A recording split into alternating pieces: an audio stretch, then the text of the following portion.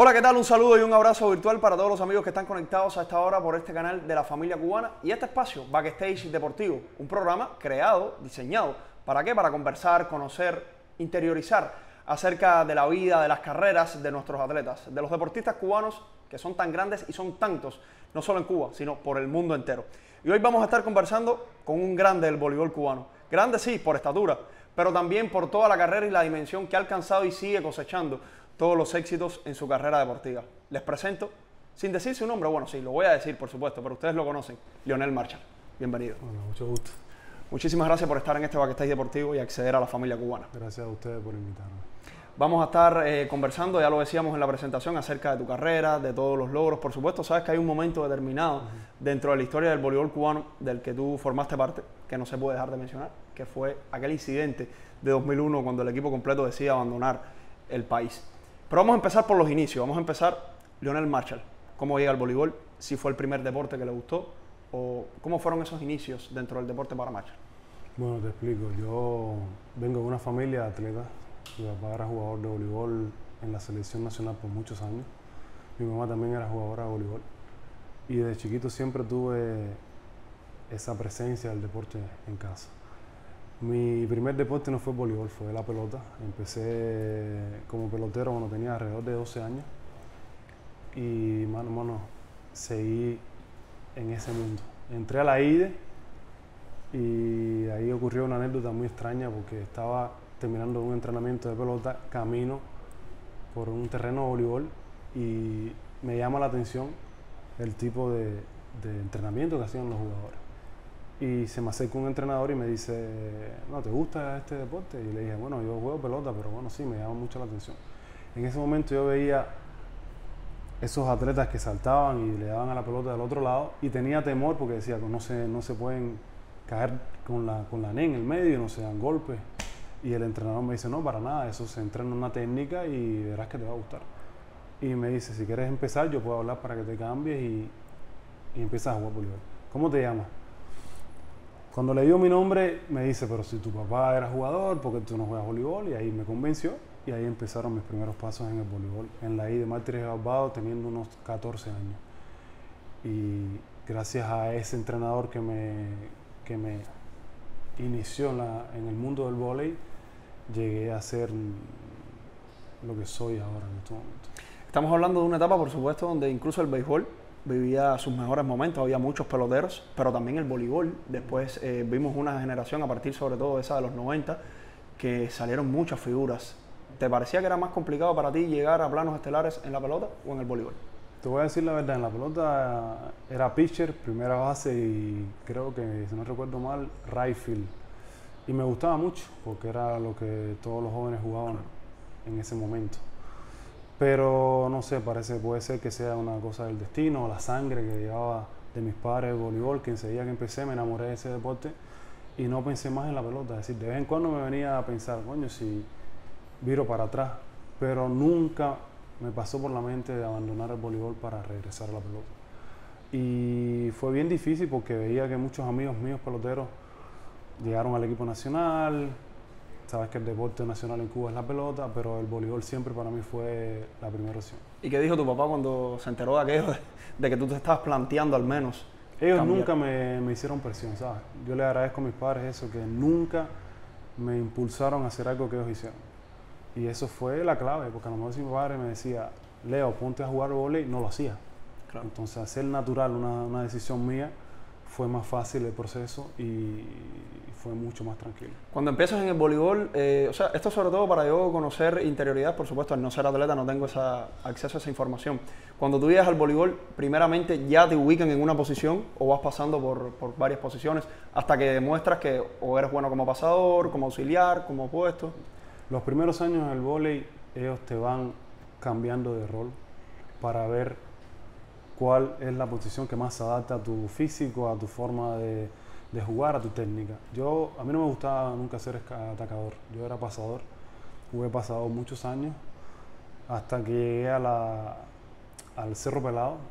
Entonces en los cadetes me cambiaron de posición porque saltaba mucho y ya era un poco más difícil para los atacadores, sobre todo los atacadores centrales, alcanzar la altura mía en el pase.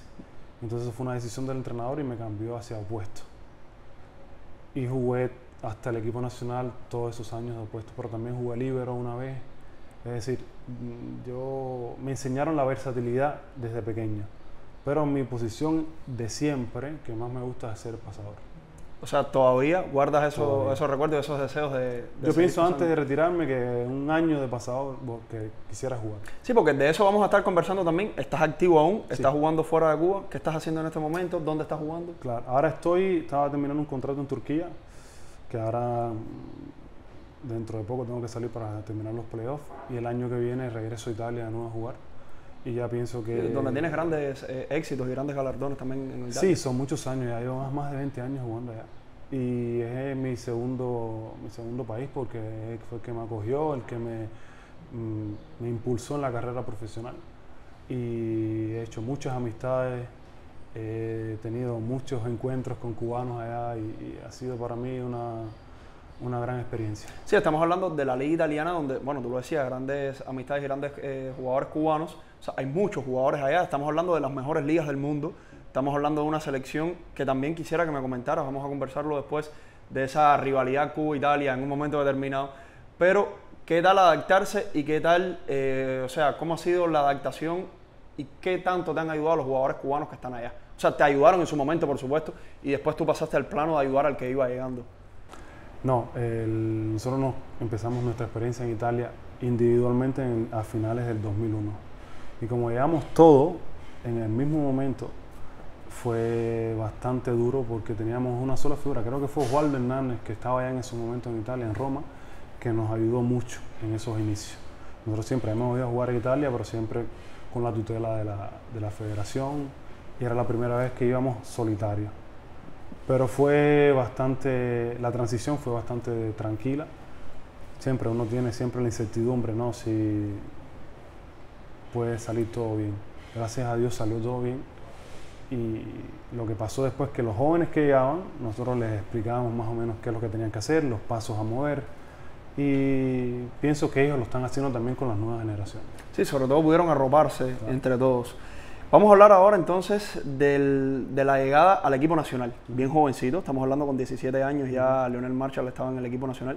Ya lo decíamos antes, en una generación repleta de leones, repleta de salvajes, vamos a decirlo en buen cubano.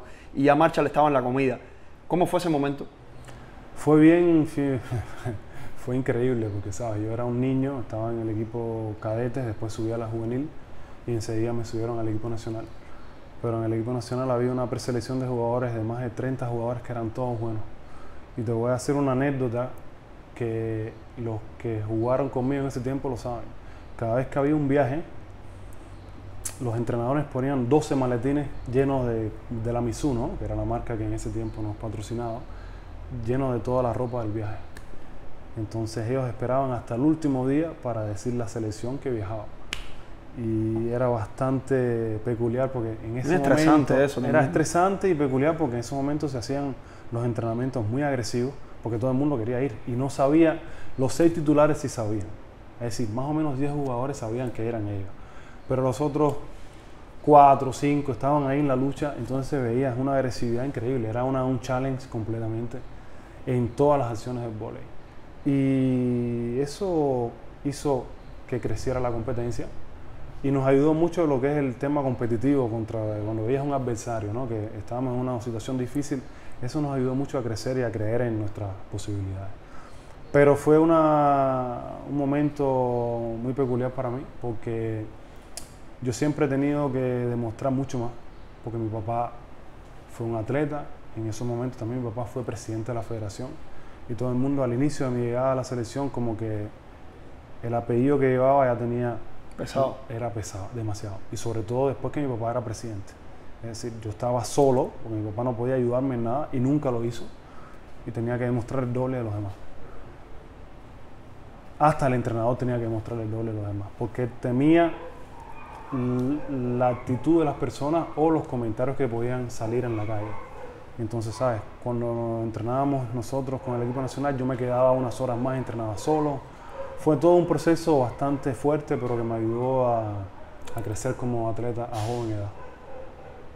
Ahora, tú me hablabas de esa competitividad que por supuesto ayudó muchísimo a ustedes crecerse, pero eso es desde el punto de vista positivo. ¿Qué tanto influyó desde el punto de vista negativo? Tragos amargos, a lo mejor ese propio hecho de que había que ganarse el viaje, 3, 4 plazas, y estamos hablando de que si había 30 jugadores para 3, 4 plazas, 10 ya estaban seguros, más de 15 estaban fajándose por 4 plazas. Yo sufrí mucho eso, porque yo me quedé en varias ocasiones por lo que tú comentabas, la opinión de la gente afuera. Me acuerdo que hacíamos un cuadrangular en la Ciudad Deportiva antes de viajar a una altura en México, y ahí quedé estadísticamente como mejor opuesto. Y cuando llegó la hora de decir al equipo, Juan Díaz, que era el entrenador en ese momento, no me dice. Y me acuerdo que Nicolás Vives, que era el segundo pasador en ese momento, se para y le dice a Juan Díaz, pero ¿por qué Marshall no va si Marshall fue el mejor atacador en este torneo? No, porque tenemos vamos a llevar otro jugador que sirve para otras cosas. Y ahí eso ¿sabes? Era joven, pero me chocó, ¿no? Pero me dio fuerzas porque dije, al final, antes o después me van a tener que dar la posibilidad. Fue un momento muy duro y sinceramente me afectó bastante. A joven edad. No le comenté nada a mi papá, pero bueno, él nunca me hablaba a mí de lo que eran mis problemas en el vóley con el equipo, porque, ¿sabes? Era un conflicto de interés. Pero lo sufrí después que me dio más fuerza, porque, ¿sabes? Cuando se va al equipo te quedas entrenando tú con los juveniles, ¿no? Y es un proceso bastante amargo. Ahora, porque también tú tuviste que vivir eso con 16, 17 años ya metido en todo ese dilema de ver si iba con los mayores, si se quedaba con los juveniles. Quiero saber tu opinión respecto a esto, si a veces se apresuran demasiado los jugadores, si esto puede ser beneficioso, si no. Sobre todo pensando en el voleibol, hay un caso que sonó mucho en su momento y todavía se recuerda, que es el de León, que ya con 14 años estaba en el equipo nacional. O sea, ¿cómo se vive el entrenamiento, la carga física y si esto pudiera perjudicar al atleta? En parte sí, en parte no, depende, ¿sabes? El caso de León es diferente porque León es un atleta que nace cada 20 años o cada 30. León es considerado el vóley como LeBron, ¿sabes? Como Messi, como Ronaldo. Son jugadores que han desarrollado una habilidad a muy temprana edad y la han mantenido. Quemar etapas nunca es bueno, porque quemar etapas te puede afectar mucho el rendimiento, la capacidad tuya de entender diferentes situaciones, la presión que te llega a una pequeña edad, porque llegar al equipo nacional con 14, 15 años es apresurar a un atleta. Y el entrenamiento tiene que ser diferente. Y lo que pasa con ese momento es que a veces le exigen mucho cuando no deberían. Cada edad tiene un proceso, tiene una metodología de entrenamiento. Incluso hasta psicológicamente. Claro, sobre todo psicológicamente, porque afecta mucho a un atleta joven que se tenga en los hombros la responsabilidad de un país, no es muy fácil. No, yo recuerdo, o sea, estaba el tema León, pero después sale Melissa Vargas, que ya igual, 13 años creo que era la edad que tenía, estaba en el equipo nacional y tú decías, bueno, ok, León un caso aparte como tú decías, pero es cierto que siguen saliendo estos talentos, la muchacha buenísima, sí. Pero en mi opinión después se demostró, quemaron etapa con ella. Sí. ¿Qué es lo que puede pasar con un atleta de esta edad? Ahora Melissa está en Turquía y es una de las mejores jugadoras, claro, actualmente. Pero es verdad, quemar etapas a la larga sale. A la larga sale porque después del éxodo del 2001, todo fue como muy rápido. No teníamos canteras así de jugadores ya de experiencia, entonces lo que traían eran los juveniles y los juveniles, entonces eso afectó. Y se vio porque después el voleibol cayó mucho. Pero no por falta de talento, sino por falta de experiencia y por falta de preparación psicológica que le da la edad en la que tú llegas al equipo nacional. Porque está todo estudiado, tú no puedes pasar del cadete al equipo nacional. Son etapas que no van violadas. Estamos hablando de la Liga Mundial desde el año 1998. En ese equipo tú no eras titular. No. Pero ¿cómo viviste la experiencia de esa liga? La única liga que ha ganado Cuba. Fue increíble porque eso fue bien lindo, ¿sabes? En el juego de Italia yo no fui. Yo me quedé aquí por un problema creo que de visa y fue espectacular porque fue el culmine del vóley, ¿no? Es decir, fue un momento histórico porque era lo que todos ambían aquí en Cuba. Cada vez que empezaba la Liga Mundial se paraba toda la ciudad. La Habana era algo increíble, tú vivías esa atmósfera de la Liga Mundial y te digo, yo nunca viví una competencia como esa, como popularidad. Al nosotros ganar esa Liga Mundial fue el culmine de tanto sacrificio, de problemas, de viajes, canzones. Nosotros jugábamos, no sé, un día en Francia, el otro día teníamos que ir a Japón, después viajábamos a Brasil, era muy duro la Liga Mundial. Y para nosotros fue muy bueno, porque ya fue el top.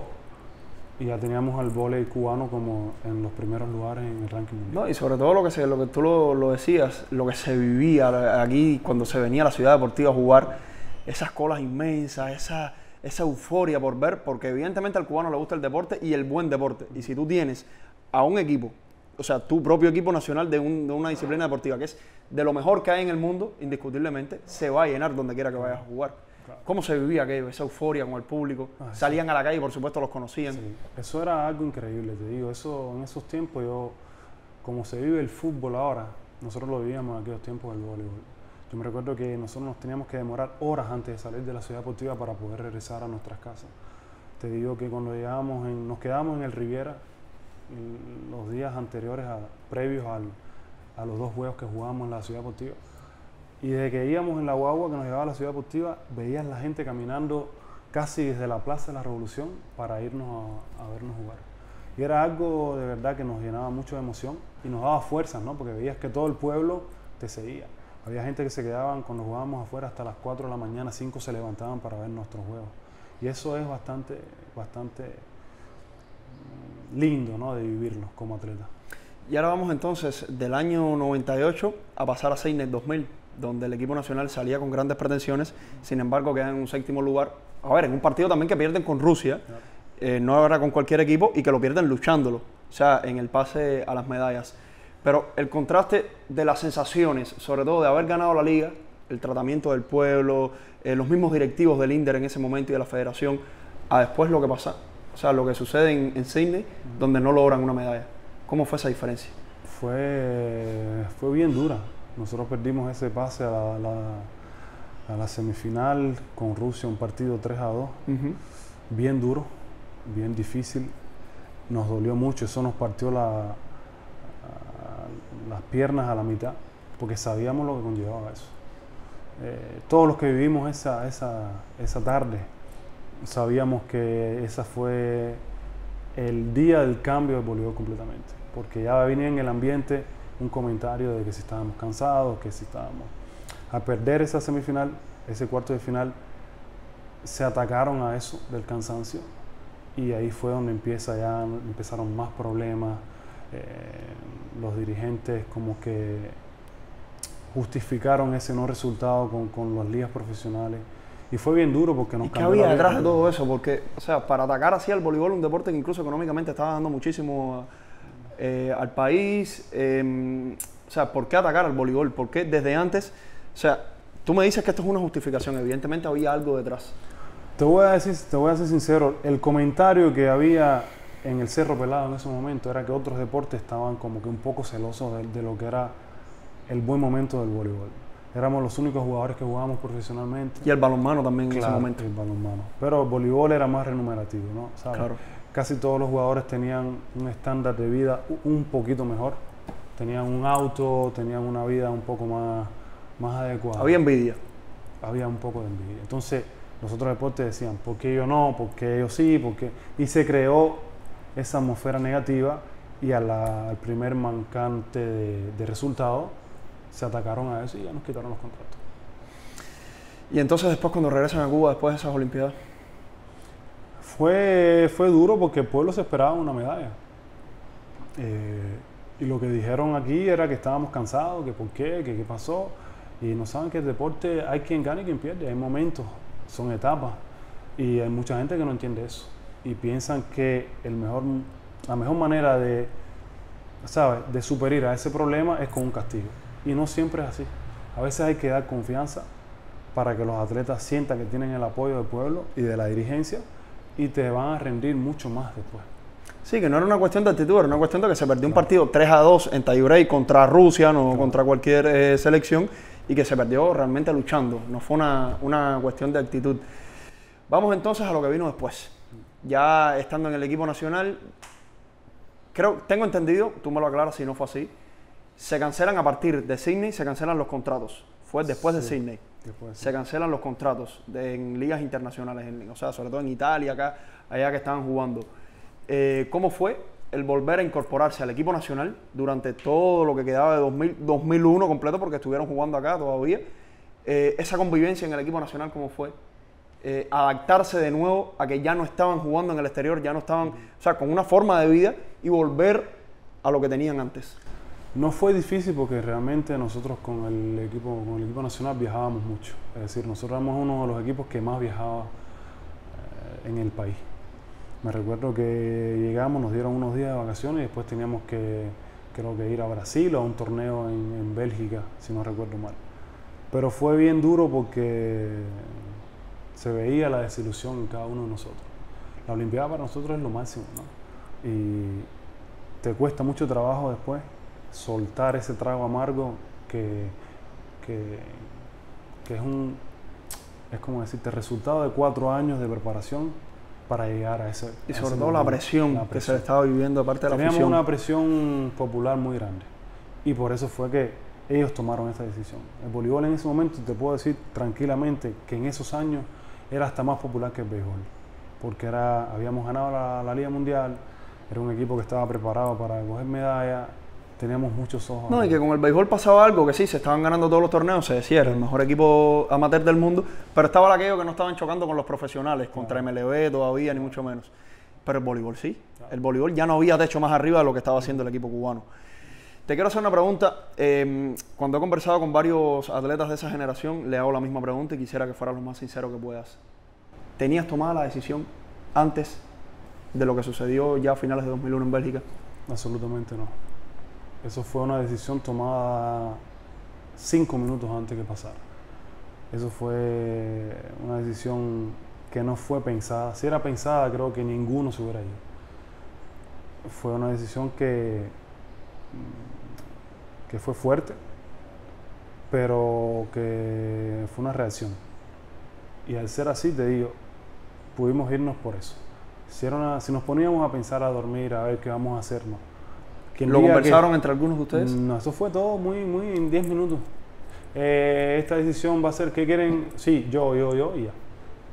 Así fue todo. En menos de una hora, ya. Es decir, no nos dio tiempo ni a sentarnos a pensar qué va a pasar, qué no va a pasar. Que fue todo muy inmediato, ¿sabes? Y eso después afectó a muchos. A mí no, porque yo tenía 17 años, 18 años, 20 años creo que tenía.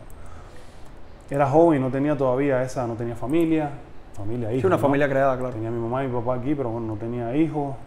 Para ellos fue mucho más difícil. Pero fue todo muy inmediato. Es decir, ¿cómo fue la salida? Denis se quedó el día anterior. En esos tiempos se estaba hablando de volver a iniciar con los contratos. Y al quedarse Denis, ya se saltaba todo ya, porque se quedaba un jugador importante de la selección. Y ahí al otro día, hablando, ya hicieron una llamada de Italia y ¿ustedes qué piensan hacer? No sé, nada, no, ya, y pasó. O sea, esta llamada fue de alguien de la liga italiana. De un dirigente importante de Italia. Que quería contactar con ustedes, por supuesto. Ajá, exacto. Que quería saber más o menos cuál era el plan que teníamos nosotros, le decíamos ninguno. Y entonces él lo que hizo fue darnos la posibilidad de viajar a Italia inmediatamente en un avión privado. Y así fue. Sí, sobre todo, ¿por qué es la duda a mí? ¿Por qué es la pregunta y la cuestión?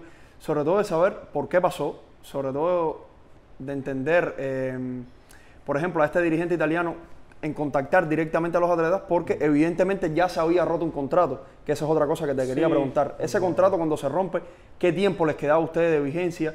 Se queda mal, por supuesto, con la otra parte de la liga italiana, cuando se rompen esos contratos.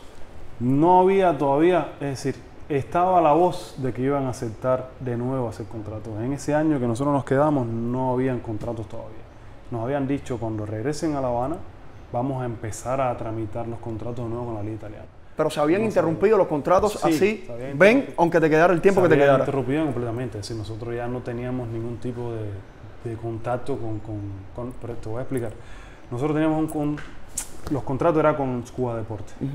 Nosotros nada más nos decían, te vas a jugar a Francia y vas a estar ahí 8 meses. Yo no tenía ningún tipo de información de lo que yo ganaba, del equipo me lo decían montándome en el avión. Y eso es bien duro porque tú dices, ¿a qué ciudad me voy? Es decir, todo era una sorpresa. O sea, que tú, espérate, déjame ver si entiendo, te montabas en un avión sin saber para dónde tú ibas. Sí, es decir, un día antes en el entrenamiento me acuerdo que llegué y me dijeron, vas a ir a jugar en Italia. Sales pasado mañana, tu equipo se llama tal, y recoges los maletas, vas a estar por 8 meses y ya. Y Sin saber cuánto ibas a cobrar. Nada, yo nunca supe nada. O sea, tú lo que sabías era la parte que te daba Cuba Deportes. Claro. No. Te daba Cuba, el Inder. Cuba Deportes me daba la parte cuando yo regresaba a Cuba. Allá me daban prácticamente algo para vivir, pero yo no sabía nada, mi contrato era todo personal entre Cuba Deportes y el presidente de cada equipo. Sí, porque a ver, esto es una cosa que a mí me llama la atención y sobre todo se ve también, por ejemplo, en el béisbol, que a veces es un pelotero. Ahora, sobre todo el béisbol que está teniendo las posibilidades de contrataciones, algunas posibilidades de contrataciones, que de pronto le dicen, te vas para Japón y no tienes ni la opción de decidir, bueno, yo no simpatizo con ese equipo, yo no me gusta ese equipo. Y entonces es lo que veo que venía pasando desde mucho antes, sobre todo con esta generación. Cuando ustedes, ya me dijiste que no tenían la decisión tomada, la determinación, al menos en tu caso, fue todo muy, muy natural.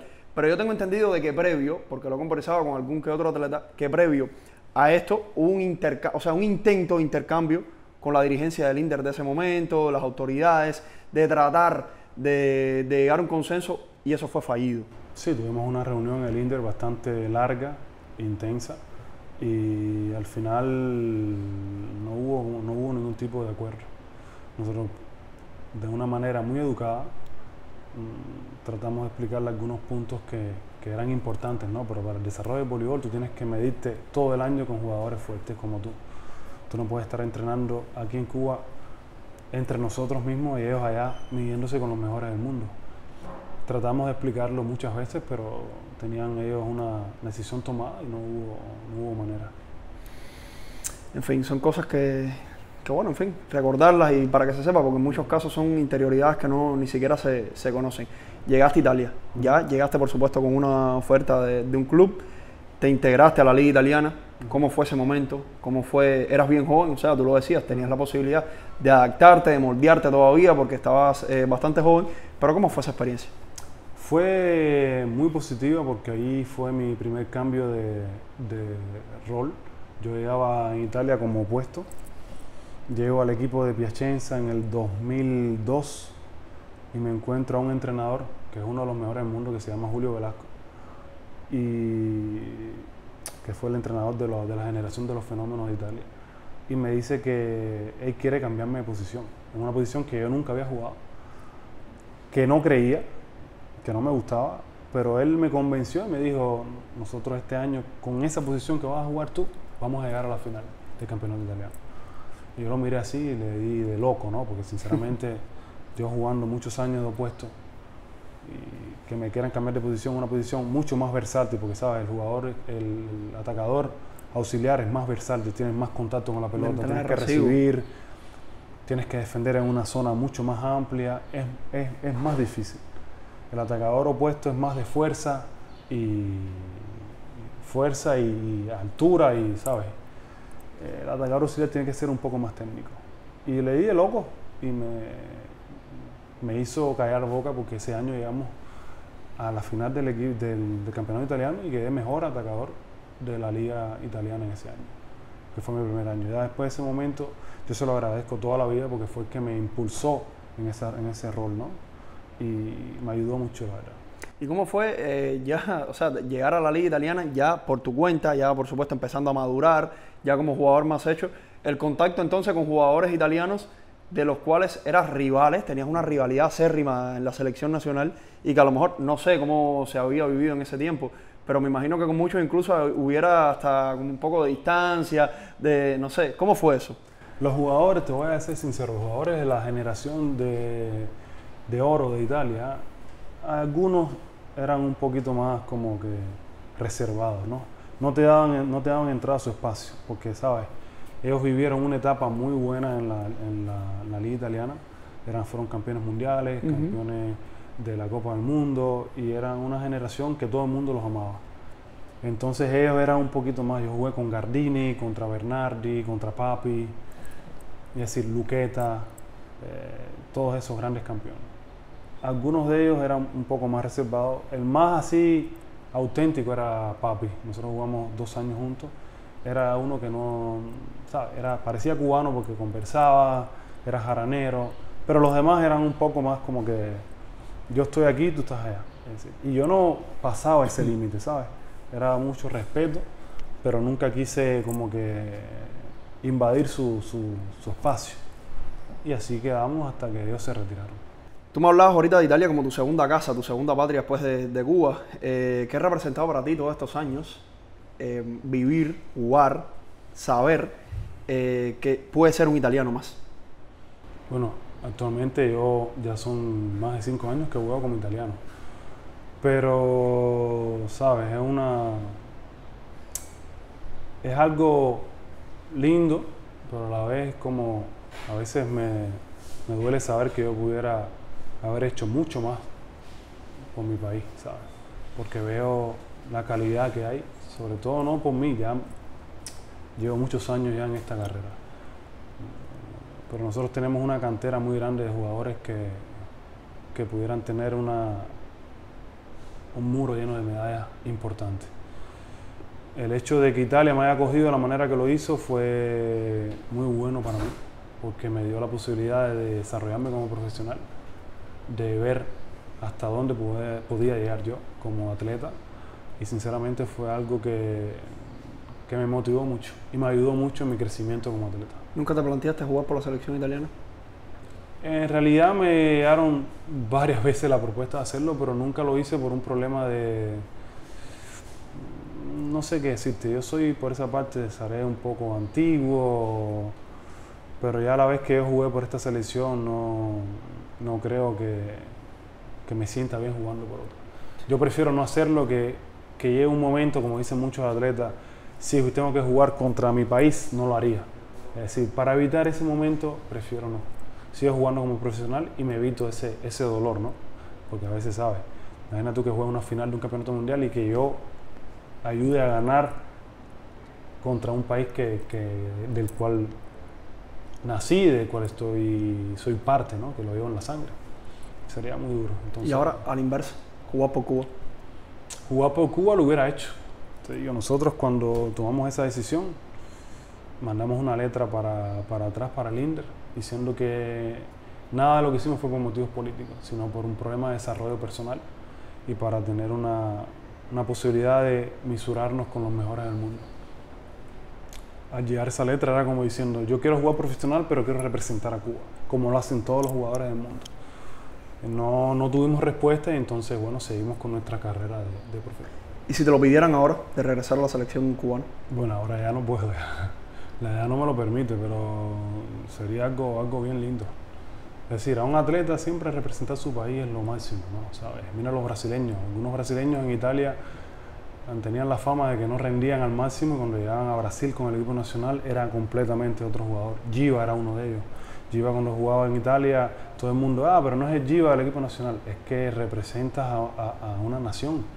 Jugar profesional es bueno porque te mides con los jugadores mejores como tú y juegas por ganar el campeonato con el equipo que representas, pero representar un país no tiene precio. Tu país no tiene precio. Sí, que lo haces por el amor. El otro tú lo haces como profesional, incluso económicamente, para vivir, porque eres un deportista, pero cuando juegas con tu país estás representando tu bandera, tu país, tu historia, a tu gente. Sí, no tiene precio. Es decir, cuando tú ganas una medalla que vas caminando y la gente te saluda y te invita, y yo me acuerdo en los años 98 o 99, cuando ganamos también las Panamericanas de Winnipeg, cualquier lugar que yo iba nos ofrecían todo, no dejaban pagar nada. Era una atención increíble. ¿Y ahora qué pasa? Porque yo te hacía esa pregunta sobre todo de si te propusieran regresar o si te interesaría regresar a la selección nacional. ¿Qué sucede con esos jugadores? Evidentemente hay algunos que ya están nacionalizados, que en su momento intentaron, como el propio Juan Toreni y demás. Pero ¿qué sucede con esa falta de comunicación de esos jugadores que a lo mejor quisieran regresar? Es que no dan el paso, es que tampoco las autoridades deportivas se lo están permitiendo. ¿Qué sucede ahí? Esa pregunta es muy difícil para mí responderte porque no sé exactamente qué es lo que está pasando. ¿Tú nunca intentaste regresar? Yo intenté en aquellos años al inicio. Después no lo hice porque, bueno, como habían puesto ese veto para los jugadores profesionales regresar a Cuba, ya yo no lo hice más porque era imposible, ¿sabes? Ellos tenían una cantera aquí y nunca hicieron un aceno como para decir si quieren regresar, que ellos sabían que nosotros queríamos, nunca nos lo hicieron. Y entonces nosotros nos quedamos en stand-by. Si me lo hubieran dicho en aquel tiempo, hubiera regresado en mis mejores momentos, lo hubiera hecho, sin lugar a duda, porque es donde nací y uno nunca puede renunciar al país donde me hice jugador, donde gané tantos títulos con la selección, y eso es algo inevitable. Mira a los jugadores de la MLB como quieren jugar, hacer un equipo Cuba o quieren regresar a jugar, porque es una cosa que llevas dentro. Los atletas siempre quieren representar a tu país, porque ese es el mayor estímulo que hay, ¿sabes? Cuando tú juegas profesional, sí, es algo increíble, es muy remunerativo, pero hay momentos que tú dices, tengo una lesión, hoy no puedo. Cuando juegas por el equipo nacional, aunque tengas una lesión, lo haces porque es algo demasiado grande, ¿sabes? Y en el caso de estos atletas, ¿no tienes conocimiento? ¿Has conversado con algunos de que todavía estuvieran en edad de regresar, en posibilidad de regresar? ¿Y qué sucede? Eso nosotros hablamos muy poco de eso porque realmente es como un tabú. Es una conversación que es muy dura. A veces no, le hicimos muchos años y ya es algo que pusimos de parte porque no tiene solución que hablemos de algo que no sabemos cómo va a evolucionar. Ahora pudieron regresar, creo que Simón, Michael Sánchez y creo que Fernando creo que también quiere regresar. Pero bueno, se comentó que Resuelo en un momento pudo haberlo hecho. Sí, él también después, bueno, por problemas personales creo que no pudo, pero por lo menos esto ya es una puerta que se abre, ¿no? Porque al final me acuerdo que el balonmano contrató a todos los jugadores profesionales que jugaban en Portugal y cogieron los sudamericanos, los panamericanos y ganaron, los centroamericanos, ¿no? Y ganaron todos sin perder un juego. Es decir, el futuro está en el desarrollo profesional de cada atleta. Tú puedes ser muy bueno técnicamente, pero si te entrenas en tu país y no sales a confrontarte con los demás, no vas a tener nunca resultados. No, y sobre todas las cosas, que es algo que se pone de manifiesto en todos los deportes. Sí, tú puedes ir, rendir en el extranjero, en una liga profesional, que realmente aquí no hay una liga con esa infraestructura como para poder subir el nivel. Lo más increíble era que los equipos nacionales llegaban, rendían a solo entrenamiento, como deporte de laboratorio.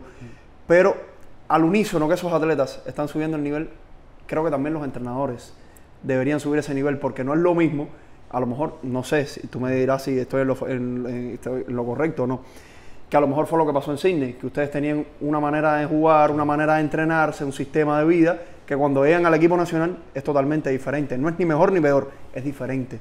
Y no adaptarse a lo que tienen entonces. No sé qué creas de esto. Sí, yo estoy de acuerdo contigo porque sinceramente lo viví y lo vivo sobre todo ahora. El voleibol cada año está cambiando su forma de juego. Ahora, por ejemplo, antes las informaciones llegan inmediatas. Ahora cada entrenador tiene un iPad y cada acción del juego le llega en momento real. Es decir, que ahora los entrenamientos se hacen completamente diferentes a la vieja escuela rusa, cubana. Ahora todo es más técnico, es más información y se juega contra un adversario que tiene toda la información posible para tratar de minimizar los errores contra ellos y tratar de ponerlos en dificultad para hacer el juego más fácil. Entonces, cuando tú no tienes ese tipo de condiciones, a veces es más difícil que te digan, bueno, un atacador ataca por aquí, por allá, pero teniendo ese proyector constante, ¿no?, en el juego, porque uno puede decir que yo te puedo tener una dirección, pero si en el juego yo, como soy un atleta de alto rendimiento, que tengo experiencia, te cambio la manera de jugar, ¿sabes? No todo el mundo tiene esa practicidad de decir, yo hago esto nada más. Hay otros jugadores que dicen, yo tengo la posibilidad de cambiar mi forma de juego. Y eso te lo da la respuesta inmediata de las cosas modernas que hay en el voleibol ahora, que te cambia completamente el modo de jugar. Y hasta el modo de prepararte para un juego. El modo de ver el deporte, el modo de ver incluso hasta la vida. Que no solamente un atleta, tú tienes estas posibilidades, estas herramientas en la mano, incluso hasta como aficionado, puedes ver en lo que está fallando un atleta, que a lo mejor antes eso era una información quizás más selecta. Te voy a poner un ejemplo. Yo tenía un entrenador que está en Italia ahora, que está en el Trentino. Nosotros entrenábamos, poníamos la NE en el medio, una pantalla atrás de la NE y nosotros jugábamos con la imagen del equipo adversario, todos los movimientos que hacía, nosotros nos desplazábamos con ella teniendo una pelota en cada esquina, un aparato que disparaba una pelota para automatizar los movimientos. O sea, en función era como un video y en función de lo que hacía el jugador. Un video de lo que hacía el pasador del otro equipo, él, por ejemplo, pasaba para la zona 4, en la zona 4 había una máquina que disparaba un balón y nosotros teníamos que saltar y bloquear en la zona 4. Se hacía una combinación, nos preparaba, nos creaba un automatismo. Los movimientos, claro, sus movimientos. Nos creaba un automatismo en cada posición para saber qué hacía el equipo contrario. Ya para ir finalizando, entrenadores, primero dentro de Cuba, con los que se sintió mucho mejor Marshall. Bueno, sinceramente mi primer entrenador fue Horta, un entrenador que tuve en la IDE, que fue el que me inició mi carrera como atleta. Después tuve otro que le dicen el Chino, que es muy famoso, todos los que juegan voleibol saben quién es, que fue el que me llevó desde los cadetes hasta la selección prácticamente. Y después el otro que respeto mucho fue Gilberto Herrera, que ese fue mi último entrenador en la selección, fue el que me dio esa, ¿sabes? Esa consapebboleza, esa tranquilidad de creer en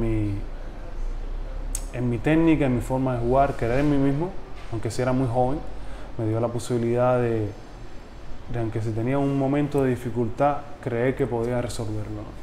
Y ese fue el último que me dio la fuerza para llegar bien a lo que es el profesionalismo en Italia. ¿Entrenadores y jugadores con buena relación en el extranjero? Es decir, ¿cubanos o...? Puede ser cubano, pero que ya en la etapa en Italia. Bueno, yo me llevo con todo, me llevo muy bien con Simón, con Osmani, con Leal, que ahora están allá en Italia. Me llevo muy bien con, bueno, de la vieja generación mía, Juan Hernández, mi hermano, Osvaldo Hernández, con Ramón Gato, ese Romero Mayeta, es decir, Pimienta también es una persona con la cual me llevo mucho y respeto mucho también. Es decir, con todos, nosotros tenemos una amistad, aunque nos hemos alejado, mantenemos esa amistad, ese legado, porque son muchos recuerdos y muchas cosas lindas que hemos vivido juntos. Te quiero agradecer la posibilidad, por supuesto, de este backstage deportivo que hemos tenido en la tarde de hoy. Si quieres dejar algún último mensaje, si quieres decir algo a la afición cubana para que siempre recuerden a Leonel Marshall, que además sigue jugando, sí. Está jugando todavía, no se ha retirado, sí. Y sobre todo de cara al futuro, para que se sepa ya qué es lo que viene con Marshall. No, sinceramente, Vara, yo estoy muy agradecido por este espacio que has dedicado. Yo estoy contento de toda la carrera que he hecho, no me arrepiento de nada, porque sinceramente me ha dado mucha experiencia, he vivido momentos muy lindos, sea con el equipo nacional que profesionalmente. Realmente se extraña representar a tu país, pero bueno, cuando pasan esas cosas te tienes que aferrar a otras que te puedan dar la felicidad. Y eso fue lo que hice. Es decir, decirle a los jóvenes que están empezando en este deporte que tienen que creer en sus propias posibilidades, porque el deporte te da muchas cosas buenas. Es mucho sacrificio, pero te da mucha felicidad al momento que llegas al culmine o que logras resultados que cuando eras pequeño pensaste nunca que podías lograr. Te agradezco muchísimo nuevamente. Gracias. Y por supuesto para que te vayas suscribiendo ya al canal, claro, de la familia cubana, y ya cuando llegue el backstage deportivo, por supuesto, tengas la posibilidad de enterarte no solo de tu carrera, que ahora mismo vas a poder disfrutar de este programa, sino de todos los espacios que hemos estado dedicando a los deportistas cubanos acá en backstage deportivo de la familia cubana. De esta manera ya estamos poniendo punto final. Usted igual, pase, suscríbase, active la campanita y así va a crear toda la interacción en esta plataforma. De esta manera, como siempre te digo, chao.